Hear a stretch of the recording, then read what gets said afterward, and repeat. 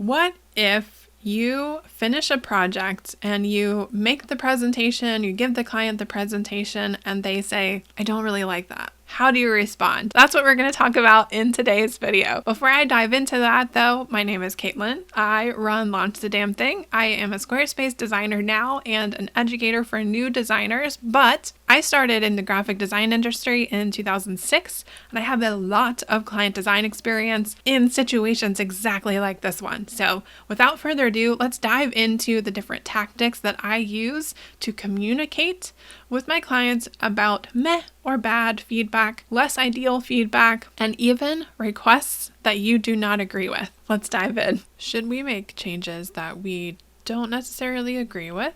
That is one of the most common questions I think I see about getting meh or negative, bad, hesitant feedback from clients. And I have to say, since I've been working with clients one-on-one in some capacity since 2006, I've got a lot of experience, even pre-freelance era, of being an in-house designer and working with clients that came through their business and having to be the face of the business and be like, okay, I understand that you don't like it. Now what do we do with this? So this is a great question, and that's why I'm addressing it first. Ultimately, clients are paying us to lead them through this process. Even if you're an in-house designer, your job is still to take the client from point A to point B based on what they tell you they want, including your expertise, which is including your opinion on some level. But ultimately, in many situations, they are paying you to do a job. So you can take that in whatever direction feels most comfortable for you. For me, what that looks like is if they're telling me to do something I do not agree with, I do not think it will be the right move for them, I can't recommend it, then I will share my hesitations with them. So this works both ways. It's a two-way street. If they tell me, I really want to change that font to Comic Sans, that's my favorite font, and they're trying to be a luxury business of some sort, they may be selling luxury leather handbags or something, that's not going to work for them. Period. End of story. You cannot present a luxurious vibe with a Comic Sans font. Those two things are not ever going to agree with each other visually. So if that's the request, the most I can do is to voice my opinion, share with them my knowledge, my expertise, and then let them make the decision. If they still decide that they want Comic Sans, that is their problem. If I have told them that that will not work and I can't recommend it, and ultimately, I will do what they want, but I don't think it's a good idea, I've done as much as I possibly can to sway them out of that decision, but ultimately they're paying me to do a job. So that's my personal opinion. I'm sure that that's mostly formed from the fact that most of my career has been working as an employee for someone else, representing their business. And ultimately, that's exactly what I was getting paid to do, a job for their clients. And so I have to do what they tell me to do, whether or not I actually like what they're asking. You can still give your opinion. You can still voice it very tactfully. You don't have to be rude or irritated or whatever. As long as you're telling them the opposing kind of devil's advocate side, you still let them make the decision, and then you need to make the best of what they're asking you to do. So if, for example, they have said, I want to use Comic Sans, and you're like, ugh, really? Like, no. You have that conversation and the client's like, but I really want to use it. I know I heard what you said and that's valid, but I still want to try it. Then maybe the next step before you actually use Comic Sans is to find some sort of compromise. Maybe something that gives them whatever they think Comic Sans will do for them visually, whatever that is. So find out, ask them questions. What is it about Comic Sans that you like so much? And maybe can we find a different font that will achieve that goal and get you somewhere in the middle? So that would be step 2. First, hear them out, give them your opinion. If they still want to move forward with their opinion and not yours, then try to find a compromise. If they still reject that, then you can do what they want. That's their problem, not your problem. So ultimately, they're paying us to do a job, and we have to figure out how to navigate doing the job while we are making them happy and making sure that we're actually doing what will be the best option for them, which is hard. It'll get easier over time. You'll get better at navigating the waters of that, but in the beginning, it's a little bit rough. So they paid us, they get to decide. Ultimately, you give them the last say. So you have lots of options to tell them in the meantime if you disagree. But the next thing is what to do with meh or bad feedback. So first of all, easiest thing to do as a freelancer, solopreneur, business owner is to get on a face-to-face meeting with them, whether it's over Zoom or coffee in real life, doesn't matter. What you actually need is to see their facial expressions when you talk through this. The reason this is important is because we are trained to know how to talk about these things. We know to use the word font or typeface or graphic or vector or raster or whatever it is that the terminology in your field requires. They don't know those things, and they shouldn't need to, which means it's hard for them to understand, or it's hard for them to find the words to communicate with you what they want to communicate because they don't know how to talk about it. This also means that because they're already feeling maybe a little bit nervous about having this conversation, that they may feel less inclined to tell you something negative. For example, a few months ago, I was working on a client project, and there was a photograph that I used in the background of a particular section on the website. And in the background of that photo, there was a patterned wallpaper. And the client loved the photo concept, but did not love what was in the wallpaper. So she was like, I don't know, that feels like a lot. Like maybe we just pick a different. And I could feel the hesitation because, one, she sort of knew how to communicate that with me, but also I see the expression, the hesitation on her face. When I'm scrolling through that section, I could tell she was getting stuck somewhere in that area. And so it's up to me as the leader of the project to be like, I can see that you're hesitating. Let's talk about this before we move on. So that's meh feedback, right? You have to pinpoint, but you can really only do that if you can also see their expression, hear the tone and the inflection in their voice when they talk about it. Because again, they don't know how to word a lot of times what they actually want to say. And so either they'll be like overly communicative, they'll be hesitant, they won't have a lot of feedback, they'll just tell you it's fine or it's okay. Those are not definitive answers.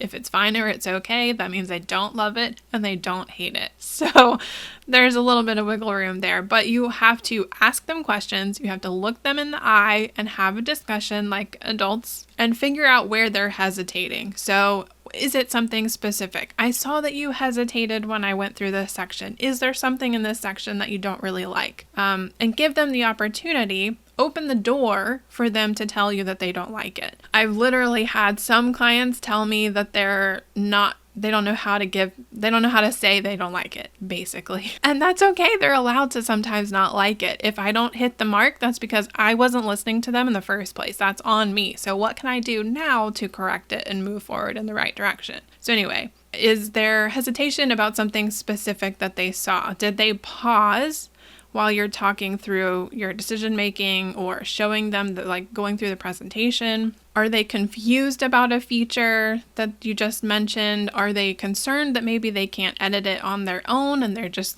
stuck in the background of the tech? More analytical people tend to do that. Enneagram 7s, the people that are fear of missing out, those kinds of people will get stuck on rabbit holes of getting locked into a particular style or something, and they're afraid that won't also apply to other. So there's all kinds of reasons why people can feel hesitant and not sure how to communicate their hesitancy with you. The next thing is bad feedback. So now let's talk about how to communicate this back to them, right? If the client says, and this is going to be a quote that I read from one of my members' clients, they said to her, "We want something that is so simple, right?" ? That's the first part. So basically they're probably feeding back what the designer has told them. We want something simple. the client is returning that by saying, I heard you, but I'm not sure about it. The next part of their feedback was, I'm also wanting something that is, I don't know, like everybody else's, which I know I don't really want. So again, they're feeding back what maybe the designer had explained, like this is what's expected in the industry, and that client is maybe saying, I don't know that I want what's expected. So if the client gives you sort of waffly feedback like that, here are some steps or concepts or ideas that you can use to communicate with them about that hesitancy. First, you can say, I'm getting the sense that you're feeling a little bit hesitant about this. I'd really like to talk through this together to make sure I'm on the right page before I keep moving forward. I don't want to get too far down the wrong road. That kind of allows you to open the door for feedback to validate that you heard them, whether or not they actually said anything. So you are in tune with whatever they're feeling, which is something the skill of muscle you have to build as a designer. This is incredibly important. It also allows you to say, like, I understand why you might be hesitant. Now let's talk about the reasoning behind that so that I can pinpoint and fix. Basically saying, I'm open to fixing whatever the problems are. Let's figure out what those are before I keep going. That also reminds them that you don't want to have this process at the end without really saying so. The right time to totally overhaul something is not at the end of the project or near the end of the project. You really need to do that closer to the first rounds of drafts. So I'm getting the sense that you're a little bit hesitant. Let's talk about it and figure out where the hesitancy is before I keep moving on. And then you can also say, can you talk to me a little bit about what you're afraid of, where your hesitations are coming from? Ask questions like, what are the specific things that you don't like? You don't have to understand why you don't like them, but just tell me what you don't like. Is there something you're stuck on visually? Is there an aesthetic that you're not agreeing with? Are you unsure about a particular color? Try to get specifics from them. Ask them if they are nervous about asking for changes. So allow them the space to be vulnerable with you, because ultimately a lot of people do not like to be told there's something wrong with what they're doing. But ultimately that is actually our job. We are told our work is subjective. Everybody else gets an opinion of what we're doing, right? So people who aren't used to being in a position where that is constantly the case are going to probably have some sort of nerves around communicating feedback with you because they're not used to delivering feedback, because they're not also used to getting feedback or constructive criticism. So make sure that you are telling them, I'm open for your feedback. Let's talk about it. So that's the first part of communicating about hesitant feedback. If the client says something more like, I thought that's what I wanted, but I just really don't like it. This is feedback that I have personally gotten before. Maybe 4-ish years ago, I had a project with someone who wanted a one-page website that was like multiple sections. The top section was the home section. Second section was the about section. Third was services, etc. Right? All of the website condensed to one very simple page. That particular client had a vision that she thought she wanted to see. When I executed on the vision, it was too close to what she wanted, and thus she realized it wasn't actually what she wanted. We overhauled that one page 3 or 4 times, and ultimately we decided to part ways because she really wasn't ready for this. She didn't know enough of what she wanted yet, and that's totally fine.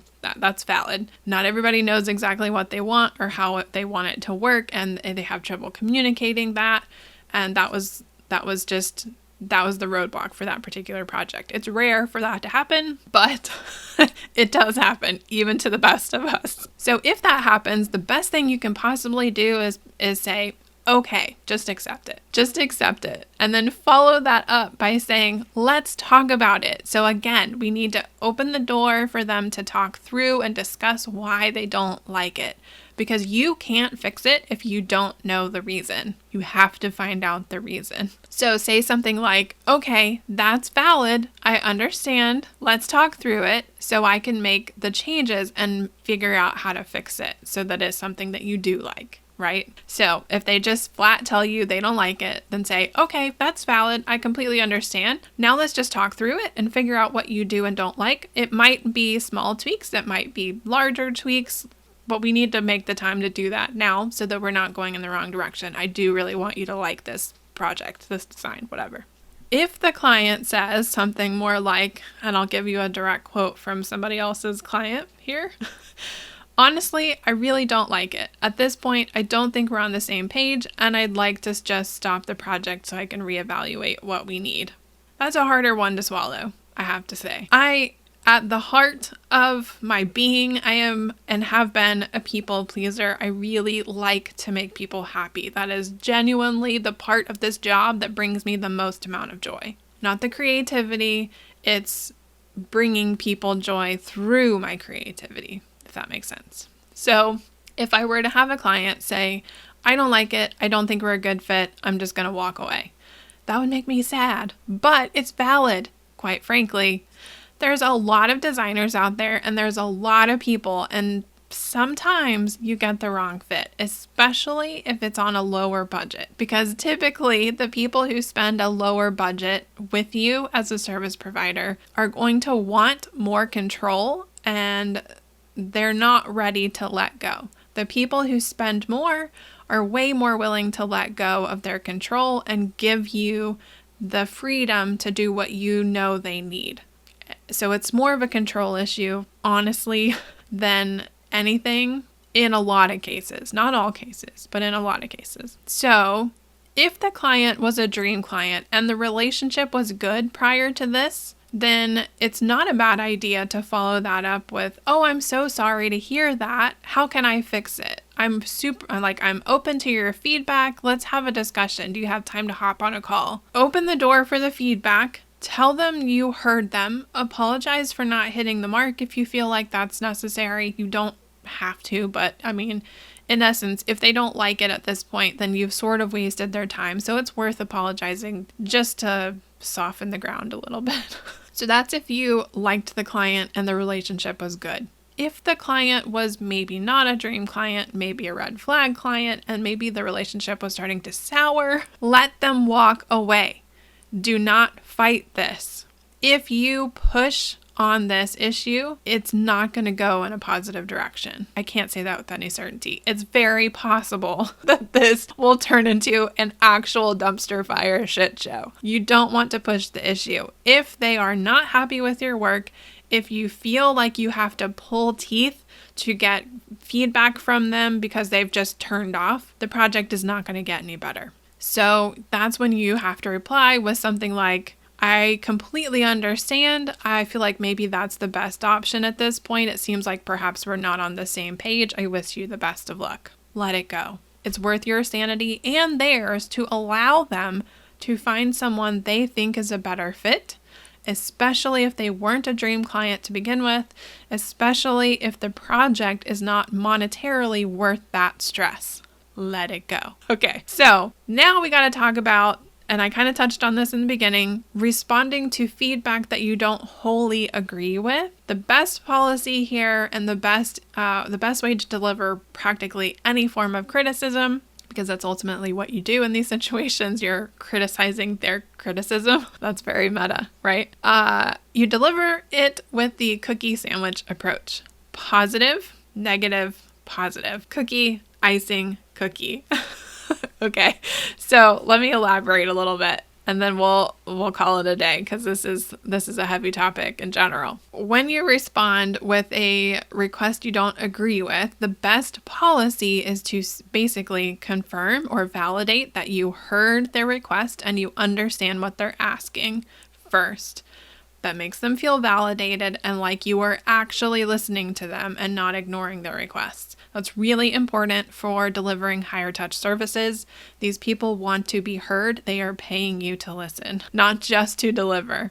So validate that you heard. That's a good point. Thank you for pointing that out, or whatever. Or that's an excellent catch, or that's an interesting idea. Whatever feels most comfortable for you considering the situation. And then follow that up by saying something like, I'm not sure that's the best option, so I can't recommend that, but what if we did, and then name something instead, find a compromise. The example that I used in the beginning is a great one. If you are trying to deliver something for custom-made leather handbags that cost thousands of dollars per bag, the font choice can't be Comic Sans. It just can't. It's never going to deliver the feeling of luxury. So they don't have to understand that. That's your expert opinion based on your past experience, your knowledge, your education, whatever.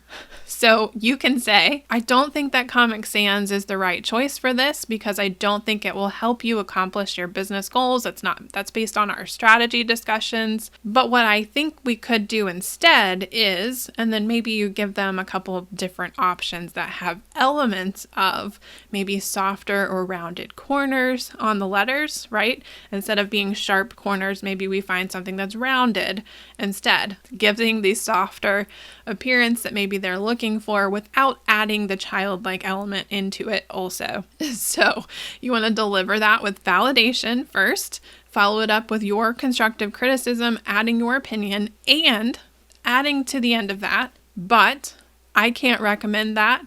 Here's what I recommend instead. It's your decision. Let me know what you decide. So that is constructive criticism, sharing your opinion as the leader of the project, following it up with a reminder that, hey, I'm going to listen to you. Like, if this is what you want to do, we can do it anyway. But I don't agree, and let me know what you decide. So that's the middle. That's the negative. And then follow that up with another positive by saying, that was a great catch. I'm so glad you thought to ask. This is a great question. I've gotten this question a couple other times, something to, again, validate and confirm that you are listening to them, you understand why they're asking maybe, and it's okay, like essentially opening the door again to remind them that it's okay for them to have had this question, even if you don't agree with it. So, cookie sandwich. That's the overview, I think, of the best way to deal with feedback from clients. So I hope that's helpful for you. I know that as a newer designer, it's a little bit harder to navigate getting and receiving constructive criticism, but I promise this is a muscle you will build and get stronger at over time. It just takes experience. You got to test how to say it this way with that client, test how to say it with that way with this client, and see what works. And then over time, you'll get better at the delivery and how to perceive what they are experiencing as you are presenting things to them. You just ultimately get better with practice. So don't feel like you suck, you're a bad designer. Like, everybody goes through this, because what you don't know, you don't know. And the more you do it, the more you will learn and the better you will get. So I hope this has been helpful for you. If you enjoyed this video, please give it a thumbs up. That really supports my channel. And I hope you'll stick around for more videos like this in the future. That's all I've got for you in this video. I will see you in the next one. Bye.